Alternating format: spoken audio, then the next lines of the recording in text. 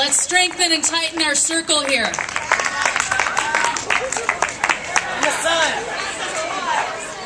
My name is Simone Harris, and I am an English teacher at Montgomery High School, which is where I met my comrade here, James Hart. And I love my school, and I love my amazing colleagues, and I love the kids who enter my classroom every year. But I hate what is happening to public education. Public education from the national to the local level is under attack, and that means our students are under attack. This attack takes more than one form. The cuts to vital education services, as horrifying as they are, and they are ugly, are only half the picture. The other half of the picture, which you've heard several speakers talk about today, is our public trust being violated by private interests. We have to look squarely at the vultures of privatization that are preying on the damage to our public schools from New York to New Orleans to Wisconsin to California.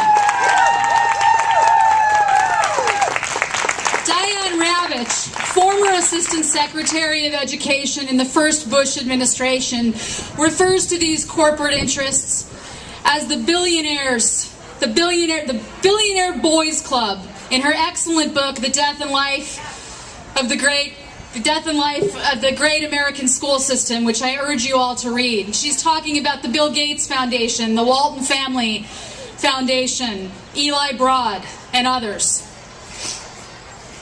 Diane Ravitch has come a long way since her days of working under the first Bush Sr. I've even heard her referred to as the Noam Chomsky of education. A sure sign of how far our political culture has drifted to the right. But we were talking about vultures. These corporations are poised to supply the artificial heart of learning to a wounded public school system that they are determined to finish off. But they're not going to succeed because communities like this one here are going to fight for our beloved schools. And teachers are going to fight for our students. And students are going to fight for their right to an education. There are so many intelligent, passionate, compassionate educators who are called to this profession.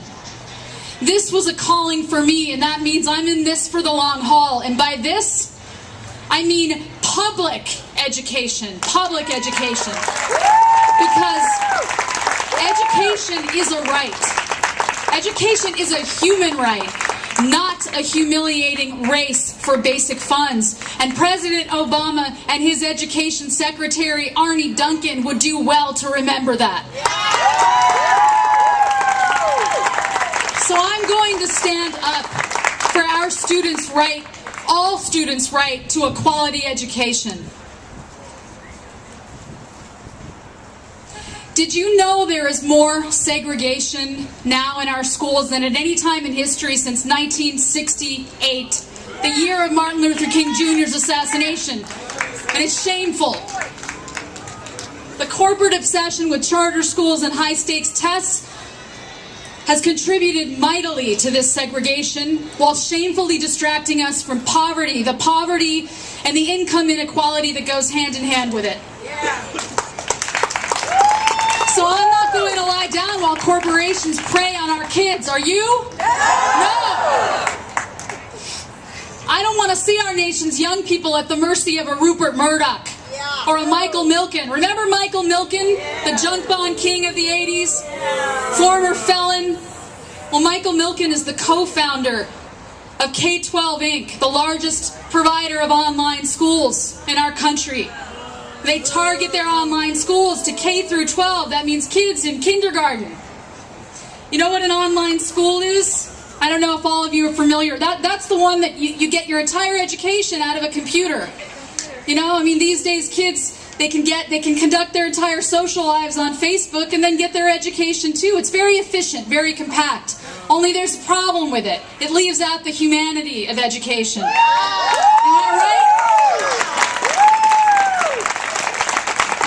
online schools have some of the highest withdrawal rates. They have high withdrawal rates. That means they get a high dropout rate. And it's not surprising, is it? It makes sense. How tempting is it to drop out of a school where there are no human beings present in person to make you feel connected to a shared community? No playgrounds, no art on the walls, no gyms, and no teachers to care about you, no teachers to see you, to see who you are now and who you may one day become, to get to know you. And these online schools prey on the most vulnerable kids, the struggling learners, the kids with learning disabilities, the kids with emotional problems, the kids who have trouble adjusting, the kids who need human interaction the most. And it's disgusting. And right here in our district has just gone forward with an online school. And we need to ask more questions about it. As far as I know, Michael Milken isn't involved. As far as I know, the funds are coming out of Santa Rosa City Schools. It's an in-house thing. But when teachers may be fired, teacher layoffs are a prospect. When class sizes are through the roof, when we need to be attending to the resources in our real schools, maybe we shouldn't be investing money in virtual education. What do you think? At the very least, we need to ask questions and demand answers.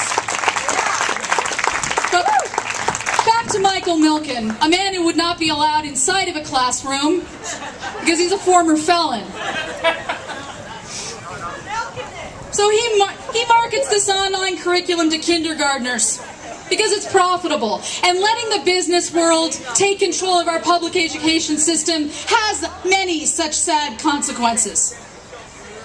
And there is a reason that Rupert Murdoch referred to the for-profit K-12 education industry as, and I quote, a $500 billion sector in the U.S. alone that is waiting desperately to be transformed. Well, I don't know about you, but I'd like to keep Rupert Murdoch waiting desperately till the end of time. Yeah! And please let's not forget the Walton family. The Walton family spent $157 million in 2010 alone and $1 billion to date on pushing charter schools and high-stakes tests.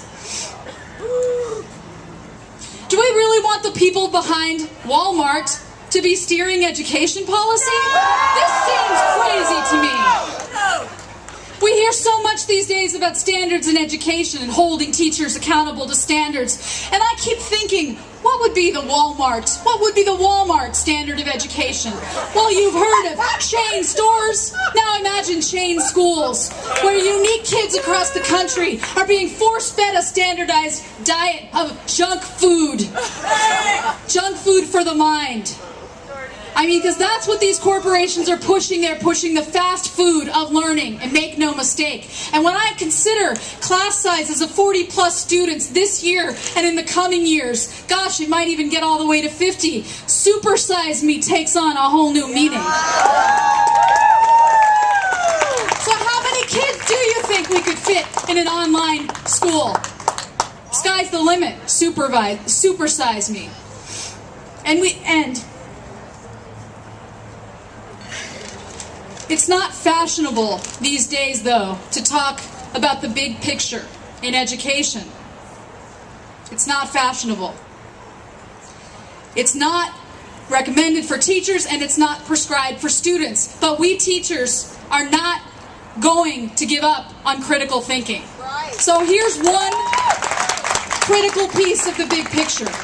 The Walton family, one of the biggest investors in education, has more wealth than the bottom 40% of all of the U.S., while 1 in 5 kids in the U.S. live in poverty. It's obscene, and it is no secret, and we all understand that poverty plays a huge, huge role in student achievement. 60% of student achievement outcomes can be traced directly to poverty.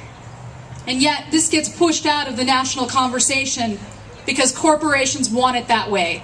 Finland, we endlessly hear about Finland. It's held up as a model because of its test scores in international comparisons, and yet In the United States here, we seem to do exactly the opposite of what Finland does. Finland offers free food to its students and free health care, because they understand the importance of wraparound services. They understand that a strong school needs to emerge from a strong community. When are we going to get that through our heads here? So maybe if the Walton family really wants to improve education, they should be supporting single-payer health care. What do you think? Maybe they need to be fighting to alleviate poverty and child poverty, because it's inexcusable in the wealthiest country in the world. And no reform program will be complete until we release the corporate stranglehold on our system of government, on our elected officials. So maybe the Walton family needs to get behind that. You know, come to think of it, maybe the Walton family needs to join the Occupy movement.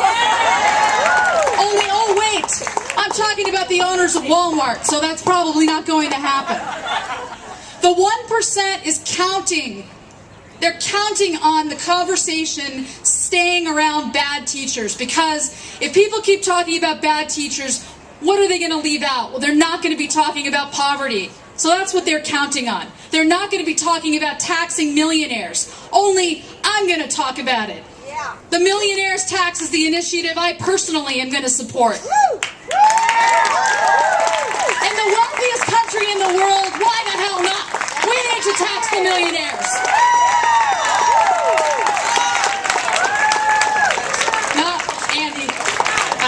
Andy, I'm going to finish. Sorry. So, I'm almost done. Don't worry. The people are with me. So we're going to take to the streets to demand our human rights of our kids. And we are not going to wait timidly for the politicians that have big money behind them to give their legislative blessings, okay? Their timid legislative blessings to our kids' human rights. We need to get to the voting booth, absolutely, and pass an initiative, and we're all going to make the choice about the initiative we want to see passed. But even more importantly, we have to be out in the streets. I would not become a teacher if I didn't believe that people could change the world, especially young people. So students, this is for you. I believe in you. You can change the world, and we're going to do it together. Thank you, everybody, for coming out here.